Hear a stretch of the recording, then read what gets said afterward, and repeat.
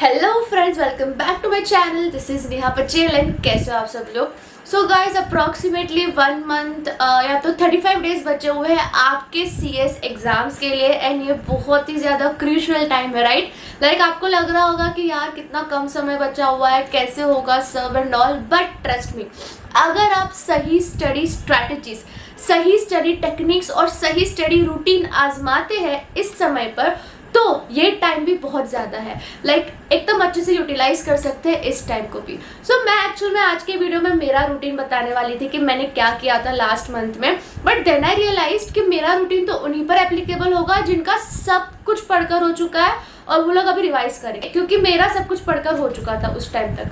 But काफ़ी सारे लोग ऐसे हैं जिनका अभी भी पढ़कर नहीं हुआ है, जिनका शायद अब तक क्लासेस स्टार्ट होगा या फिर जिनका 1-2 मॉड्यूल अभी भी बचा हुआ है। सो मैंने सोचा मैं उन सभी के लिए रूटीन बनाने वाली हूँ। And I am very much sure 99.99% लोग ऐसे होंगे जिनका अब तक सब कुछ पढ़कर नहीं हुआ है। तो ये वीडियो 99.99 स्टूडेंट्स पे एप्लीकेबल है। सो मैं आपको बताने वाली हूँ कि ये 35 डेज आप कैसे यूटिलाइज कर सकते हो। आराम से आपका मॉड्यूल जो भी पेंडिंग है वो पढ़कर हो जाएगा। आराम से 3 बार आप रिवाइज भी कर लोगे। कैसे, वो सब मैं इस वीडियो में बताऊंगी। बट उसके पहले मैं आपको बता दूं कि आप आपके मनपसंद लेक्चर्स, मनपसंद courses from Unacademy at a very discounted price पर देख सकते हो। जी हाँ, अनअकैडमी पर 20% ऑफ चल रहा है फॉर एनी एग्जाम कोर्सेज।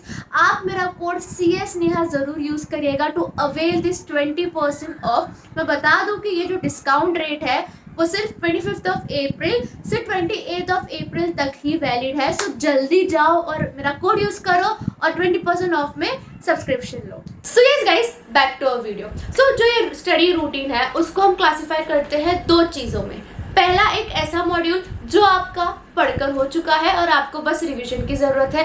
दूसरा, ऐसा मॉड्यूल जिसको आपने अब तक हाथ भी नहीं लगाया है। इसका मतलब ये कि आपको वो अब तक पढ़ना बचा हुआ है। तो देखो, जो पढ़कर हो चुका है उस पर तो मैं अभी फोकस नहीं कर रही, वो मैं आपको वीडियो के एंड में बताऊंगी कि उस पर आपको क्या करना चाहिए।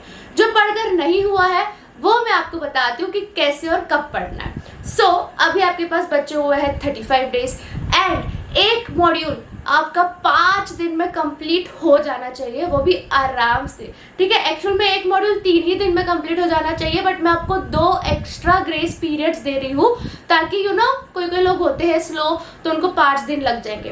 बट अगर आपको एक मॉड्यूल कंप्लीट करने में 5 दिन से ज़्यादा लग रहे हैं तो आप एक्स्ट्रा स्लो की कैटेगरी में आते हो। तो ट्राई करो कि 5 दिन में तो कंप्लीट हो ही जाए। अभी सब देखो, 35 डेज बचे हुए हैं, उसका स्टार्टिंग का 5 दिन तो अपन ने वो एक मॉड्यूल जो आपका बचा हुआ है वो कंप्लीट करने में लगा दिया। अब आप बोलोगे नेहा दी मेरा तो 2 मॉड्यूल बचा हुआ है, तो कोई बात नहीं, जब लास्ट के 30 डेज बचे हुए हैं उसका और 5 दिन हटा दो। तो ऐसे समझ लो स्टार्टिंग के 10 दिन तो आपने मॉड्यूल कंप्लीशन में लगा दिए। जितने भी आपके मॉड्यूल बचे हुए उतने 5-5 दिन देते जाओ। एंड याद रखना 2 दिन ग्रेस पीरियड है उसमें से, क्योंकि 3 दिन में मॉड्यूल कंप्लीट हो जाना चाहिए। अब आप लोग बोलेंगे 3 दिन में कैसे हो सकता है? तो सबसे पहले बता दूं कि अभी आप क्लासेस के पीरियड में नहीं हो कि हाँ आप आराम से पढ़ोगे, एक एक वर्ड अच्छे से पढ़ोगे। ऐसा टाइम नहीं है अपने पास। हमें क्या करना है, जल्द से जल्द वो मॉड्यूल कंप्लीट करना है, वो भी ऐसे कि हमको याद रहे। तो कैसे पॉसिबल है वो? स्कैनर्स, आपका जो भी अभी तक मॉड्यूल पढ़कर नहीं हुआ है उसका स्कैनर उठाओ और स्कैनर चैप्टर वाइज सॉल्व करना स्टार्ट करो। ठीक है, वैसे चैप्टर से स्टार्ट करना जो सबसे ज़्यादा इम्पॉर्टेंट है। हर एक मॉड्यूल में ऐसे चैप्टर्स होते हैं जिसका ICSI को बहुत ज़्यादा वैल्यू है और ICSI हमेशा पूछता है, तो वो चैप्टर सबसे पहले निपटाओ स्कैनर से। तो आपका स्कैनर रीडिंग स्टार्टिंग के 2 दिन में ही हो जाना चाहिए। दिन रात बैठोगे तो वो मॉड्यूल का स्कैनर हो जाएगा, और आपका स्कैनर हो गया तो समझ जाओ आपका 80% ऑफ पढ़ाई हो चुका है। ठीक है, आप कितना भी पढ़ लो, बट अगर आप स्कैनर नहीं पढ़ रहे हो तो पूरी पढ़ाई वेस्ट है। इससे अच्छा हम कैसे स्टार्ट करेंगे? स्कैनर से। ओके, सो स्टार्टिंग के 2 दिन में आपको क्या करना है, स्कैनर को कंप्लीट करना है। अब जो बचा हुआ 3 दिन है उसमें आप आपका मॉड्यूल उठाओगे, अब आपका जो भी क्लासेस का नोट्स है वो उठाओगे, उससे रिवाइज करोगे तो हो गया ना 5 दिन में आराम से कंप्लीट। ये जितना बोलने में इजी लग रहा है एक्चुअल में उतना करने में भी इजी है। ठीक है, ये पहली ऐसी चीज़ है जो बोलने में भी इजी है और करने में भी इजी है। सो वैसे करके आपको आपका मॉड्यूल खत्म करना है एंड हो जाएगा आराम से, अगर आप बिल्कुल भी टाइम वेस्ट नहीं करोगे। सो देखो, आपका स्टार्टिंग का 5 दिन तो चला गया मॉड्यूल कंप्लीट करने में, और अगर आपका 2 मॉड्यूल पेंडिंग था तो जो 30 डेज है उसका भी 5 दिन चला गया मॉड्यूल कंप्लीट करने में। तो आपके पास बचे कितने दिन? 25 दिन। अब ये 25 दिन में से पीछे के 8 दिन हटा दो।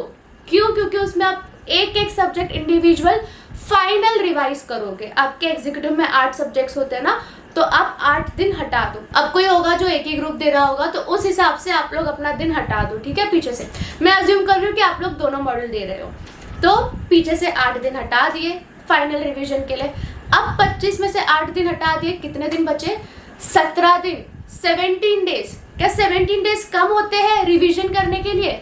आपका 5 दिन में रिवाइज हुआ, ये 17 दिन में रिवाइज हो रहा है, लास्ट के 8 दिन में रिवाइज हो रहा है।